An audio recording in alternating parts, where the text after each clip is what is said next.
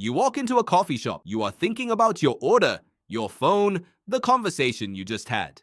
But before any of that settles in your mind, your eyes have already done something you never asked them to do.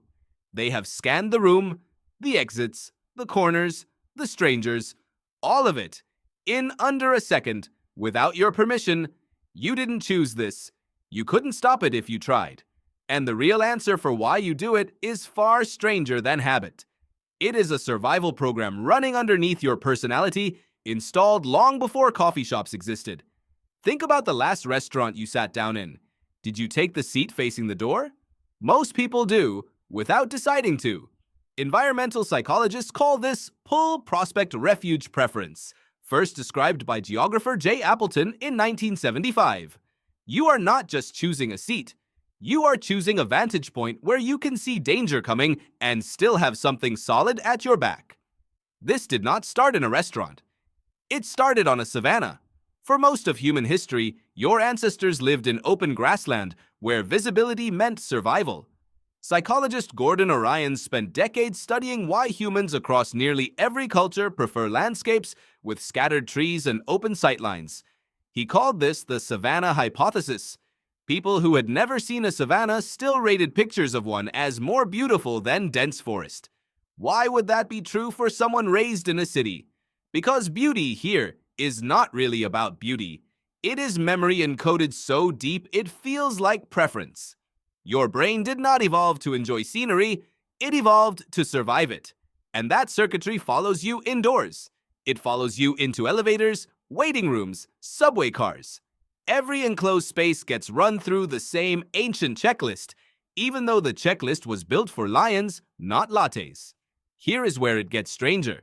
You are not just scanning for exits, you are scanning for faces faster than for anything else in the room. Psychologist Arna Oman found that people spot an angry face in a crowd of neutral faces significantly faster than a happy one. Danger gets found first, every time. It doesn't matter how safe the room actually is. This is not paranoia. This is inheritance.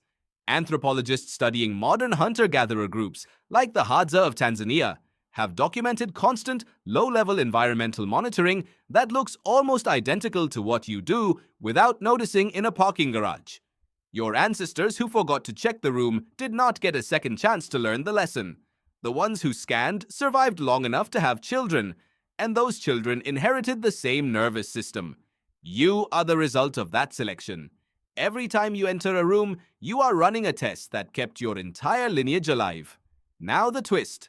Modern life has largely removed the threats this system was built for. There is no leopard behind the dry cleaner, yet the scanning has not slowed. Researchers call this evolutionary mismatch, a trait shaped for one environment stranded in another. Your instinct to scan every room was shaped by a world where safety was never guaranteed, and now runs quietly in a world where most rooms pose no danger at all. So why hasn't it turned off? Because evolution is not an engineer optimizing for elegance. It keeps whatever kept people alive, and removing an old instinct takes far longer than building one. This explains something you felt but never named: the unease in a windowless room, the relief of a wall at your back. That is a live signal from a very old part of your brain, asking the same question it has always asked.